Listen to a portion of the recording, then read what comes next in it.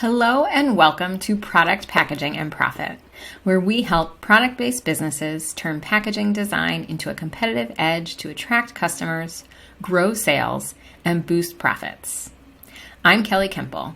After 20 years of designing packaging for national retailers, I founded Hidden Path Creative, a graphic design studio that supports entrepreneurs with branding and packaging to get their products seen and sold. I'm sharing the secrets that launched big brands so your products can stand out. Let's get started. This episode of Product Packaging and Profit is sponsored by the Packaging Printer List. If there is one question I've heard from almost every product entrepreneur I've talked to, it is, where can I get my packaging printed? No, really, if we were on the Family Feud, this would be the answer at the top of the board. The Packaging Printer List is a curated directory of over 45 packaging printers and suppliers across various product categories, packaging types, and locations. I've handpicked all of the entries so you can be sure you're starting with a vetted shortlist. To grab your copy of the Packaging Printer List, head over to hiddenpathcreative.com/packagingprinterlist. And if you're listening to this live as it's coming out, we are in the midst of a Black Friday sale. So if you hop on over to pick up your copy of the Packaging Printer List before the end of the month, use the code FRIDAY50 for 50% off. Hi, welcome back to Product Packaging and Profit. I am so excited for you to join me today. We are going to dive into a topic that I find especially intriguing when it comes to packaging design, and that is designing for shelf presence. If you've been hanging out with us here, you know that I've talked a bit about the shift to e-commerce and how people are shopping. It's super interesting as you dive into some of the data that customers are still shopping in stores. And as we move forward, stores may evolve over the next few years, but people are excited to go out and shop in person, especially after the last couple of years where we've been cooped up with the pandemic. So I had pulled a research study from Mood Media, and it's their 2021 Shopper Sentiments study. It just had some really great insights in terms of how people are shopping today and how much people are shopping in stores. So they actually surveyed 8,000 consumers in 4 different parts of the world in June 2021. So we were about a year into the pandemic at that point. And then they did a follow-up study in September 2021. And what was really interesting between those essentially almost 6 months, U.S. customers spent 11% more time and money in store in 2021 compared to 2020. That's a big jump considering all we're hearing about is the rise of e-commerce. 59% of consumers say the ability to feel, touch, and try a product is key to shopping in store. So one of the things that we talk about on here is why packaging is so important and how it helps to sell your product. So to hear that essentially 60% of all shoppers are saying that they go to stores because they can feel, touch, and try a product means your packaging is just as important as ever. People are going to stores to really experience certain products before they buy them. And so you really want to be prepared for that. And another thing in this study that I found super interesting was that the 2 top reasons for customers to shop in stores, apart from the ability to touch, feel, and experience the product, is the convenience of taking the purchase home right then and there. They don't have to wait for the product to be delivered. And the ability to browse and discover new things. If you recall in one of the previous episodes, we talked about that discoverability that happens in stores. And customers enjoy that. They enjoy being able to go into a store and find something that they hadn't thought of. It's like a treasure hunt. They're finding something new. It's really exciting, and it makes the shopping experience a little more social when you're with a friend or a family member and you're able to see something new and then share it. These are reasons why customers are still shopping in stores and why until e-commerce is able to replicate that convenience of getting something today, which we know some things are getting there, but still there is a satisfaction of walking into a store and bringing something home. until e-commerce also brings in a way to curate and show new ideas and items, which I'm sure an algorithm's going to figure that out someday, but it's a little different than just saying, hey, you bought this top, do you want it in another color? That's real easy. But when somebody is buying for a store and they have an aesthetic for the store, and then they find a new product that is maybe a category that they hadn't carried before, or a new maker that they hadn't carried before, and they take a risk on that and bring that into store, that's just not something that algorithm can replace right now. And did you know that 81% of customers have tried something new because the product packaging caught their eye? Again, that's not something that e-commerce can do right now. So yes, 8 out of 10 people are inspired to try a new product based on package design. So this is why your shelf presence, how your product and your package look in store, are so important. I'm using this word shelf presence, but I'm realizing I haven't really broke down what I mean by shelf presence. And I'm using shelf presence as like a term for how a product in its package looks and appears in store. So it may be on a shelf, it may be on a table, it may be on a rack, it may be on a peg wall hanging up, but how does your product show up visibly in store? You know that you have to be eye-catching and attract attention, but one of the things that I think we kind of discount sometimes when we're designing packaging is, what does that experience look like around the product and around the package, and how can we either leverage cues that are already there or make decisions based on that to stand out? It's really easy to design a package in a vacuum, meaning you're looking at it on screen, you're working with the designer, they may be sending you PDFs, they may be sending you renders. They might have a beautiful white background around it, which means there's no noise interfering with what is going on in the visual of that box or bag. We talked about in the last episode how to do market research. Well, market research is especially important when you're designing for shelf presence, so that you understand what the visual noise is that's happening around your product. So shelf presence is all about how your brand and how your product presents itself. And one of the key things that I like to look at is, what is your billboard presence? Your packaging should be visible from a distance. So think about when you're driving down a highway and there's billboards on the side of the highway. They're not putting paragraphs of text. They're not putting lots of things. Most billboards, the most effective billboards, are simple, easy to understand, have one key message, and have one call to action on them. And they probably have a text and a visual that work together. So you want something that's really clean and that really cuts through. And then you can add details, you can add things to layer in so that as the customer gets closer, as they've been drawn in by the really big message, the really big story, that then they can pick the package up and discover something else on the package. So you're going to layer messaging, you're going to layer graphics, textures, things like that.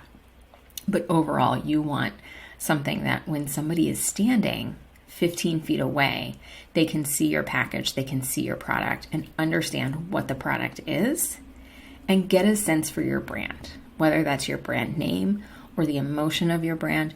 You want them to be able to glean that information so that they want to come closer and learn more. And so one of the stories that I really love about shelf presence is, last year I was listening to Kara Goldin's memoir. And if you're not familiar with her, she is the founder of Hint, the flavored water beverage brand. And her memoir is called Dauntless. One of the stories in there that really stood out to me was when they originally designed the packaging for Hint, they put the water is flavored, but it's flavored with natural essences. There's no artificial flavors, artificial colors, anything like that. It just looks like plain water, and then the flavoring is infused, so when you drink it, you taste it, but you don't really see it. So they wanted to do a label that was clear and showed the fruit flavor with imagery on that clear label, and they did a clear label for a while. It got them into stores. But one of the things that they found when they were scaling was that just by shifting that label from clear to white, they stood out on shelf so much better. Because what that white did was it gave a backdrop to their graphics to stand out more. Without that background, everything that was happening behind the bottles became visual noise that interacted with the graphics on those clear labels, which made it more difficult for customers to see and pick out on the shelf, and it just didn't have as much of a visual impact. And so once they shifted to that white label, even though it covered up the clear beverage, which is one of their selling points, what it did do was it amplified their visuals. It almost made them louder in a way.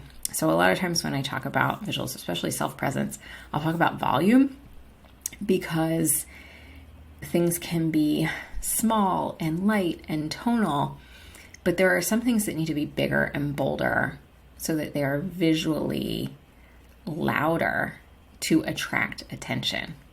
And that's where the Hint team found that just by making that subtle shift, moving from a clear label to a white label, their shelf presence was dramatically improved. So when you're designing for shelf presence, you don't have to make everything visible. You just have to make enough visible to create that intrigue at that 15 feet mark, so that when somebody is approaching the shelf and scanning away, and it's very busy, right? There's all sorts of products. No matter where you are, no matter whether you're in a small boutique and you're selling a candle, or whether you've made it into Whole Foods with your food or beverage, there's always going to be other products and competition around you. So you want to make sure your visuals are distinct and cut through, as well as are just super clear from across the room to attract attention. So your main goal at this point is to attract that attention and invite the customer to come closer. So that is your shelf presence in a nutshell. It is how you look on shelf, how you're attracting attention, and then how you are inviting somebody to come closer. So how do you really do this? As I mentioned before, we talked last week all about how to do your market research, get a feel for your competitors that are in the market. This comes in really helpful. So you're going to want to have that information. And then you're also going to want to know, where is your product most likely to show up? This is something that you can also do a little bit of research on, and you can also glean from your market research. So let's say you are a new candle brand and you're just going into retail. So you're going to be targeting some smaller boutiques and shops. Your product is most likely going to wind up on a table, maybe on a shelf. Okay, that's great. Maybe you have something that is some sort of organizational tool and you're ready to make that jump to, say, a container store. You want to look at what section of the store your product belongs in. So let's say you have a food prep item. That area has some riser tables and some shelves, but there's some other areas of the store that have back walls with hooks. So you'll want to get a sense for, in general, like, what are the couple different ways your product can be displayed in store? And then you'll want to see how far away does your package need to capture attention. And I say that because 15 feet is like a good standard marker. However, there are going to be some stores and boutiques where if you're in a small boutique, it may not need to be 15 feet. It may need to be 10, and 15 feet would be great. But then if you're looking to get into some of the larger stores, some of the bigger box stores, the mass retailers, you may actually want your product to be visible from 20 or 25 feet. Your item might be bigger, so it might need to have that reach of 20 or 25 feet.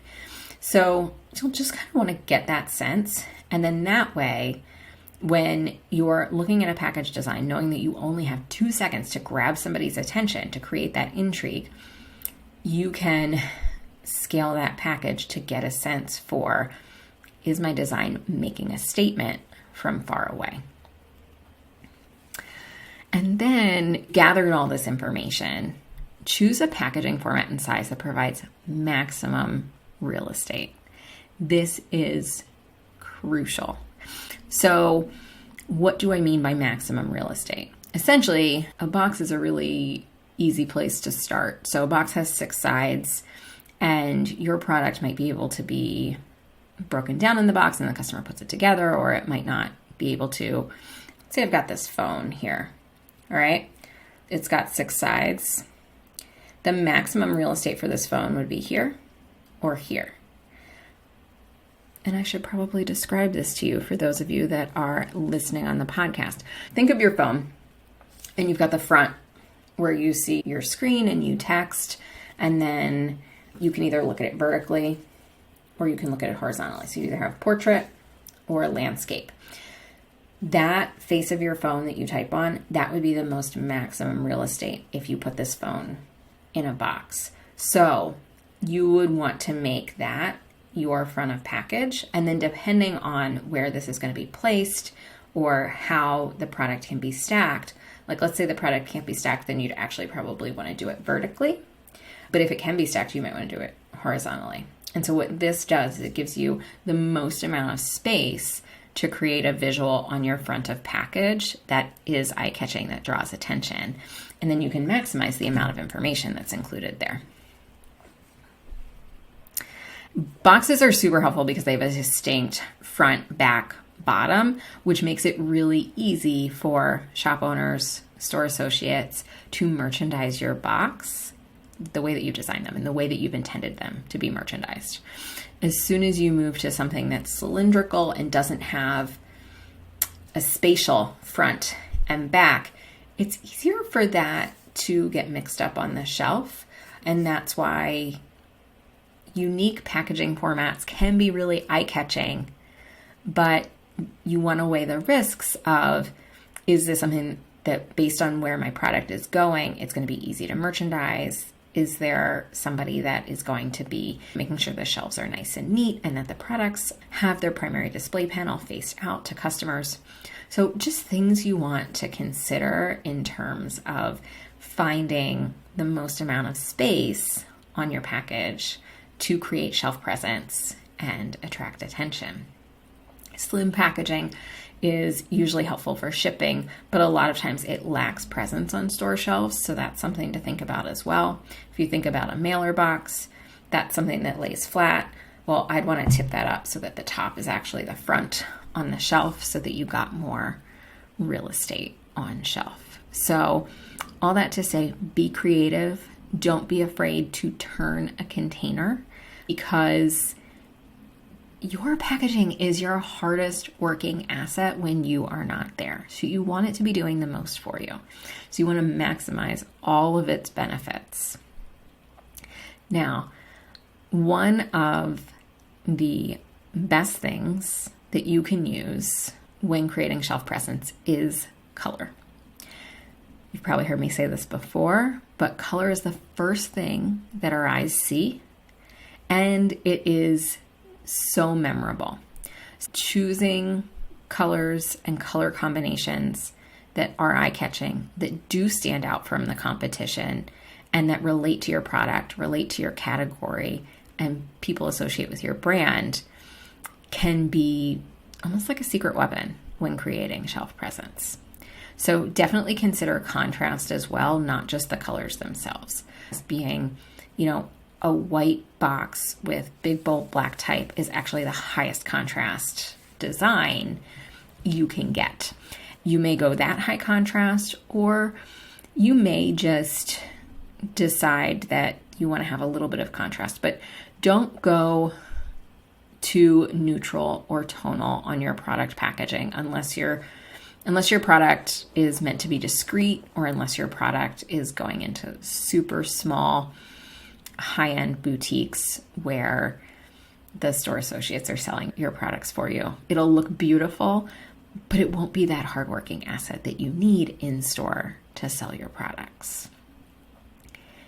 And be bold. I think I've said this a few times, but back to the billboards are super clear. They're bold. They've got one big key message. They might have a call to action or some social media pieces on it, but don't try and put too much. Put just enough to draw someone in and give somebody context as to what your product is and why they might need it. Don't include a long list of bullet points or lots of copy. It's just too much. Once that visual gets busy, your customer's eyes are just going to move on to the next thing. And don't get overly fussy or complicated. Like I was just saying, if things get too busy, we don't know where to look. And then if your package is busy and the one next to it is not, customers are just going to go to the one next to it. You want to make it easy for customers to see and connect with your product. And then once they've picked it up, you want to make it easy for somebody to read through the features and why they need it. Definitely layer the design. We talked a little bit about that earlier. So think about how your customer is going to experience your package from 15 feet, 5 feet, 18 inches. So 15 feet is they're walking up to the display, they're walking through the aisle. What's that part that's going to catch their eye? Okay, that's caught my eye. I'm intrigued. Next, I'm going to approach. So what is the next layer of elements of communication that is going to become visible to me at that 5 feet mark? So it might be some additional information. It might be some texture. And then what is that really detailed information at 18 inches? At 18 inches, somebody has picked up that box. They've turned it over. They want to know more to help them make that purchase decision. So you're going to layer from far away to really up close. And it's really that journey of somebody getting to know you. Now, I am so excited to see how you guys take this and infuse this to your own product and packaging design. Remember that we've got so many people who are still shopping in stores. We have people who want to go into boutiques, who want to go into stores and find new products, find your products. So make it easy for them. Use your packaging to create a presence that attracts attention and invites them in so that they want to learn more. And you have so much to include in that shelf presence to really show off your product, show off your personality. You're extending an invitation to them. You are showing them who you are, and you're asking them to learn more. So have fun with it. Thank you so much for joining me, and thank you for listening to Product Packaging and Profit, a podcast for product entrepreneurs looking to level up with packaging. We hope you'll join us next time to hear more about how packaging can help propel profitable product businesses. If you enjoyed this show, please rate and review us wherever you're listening, and be sure to come back in 2 weeks for our next episode. Until then, this is Kelly Kemple of Hidden Path Creative. And don't forget, what's on the outside matters too.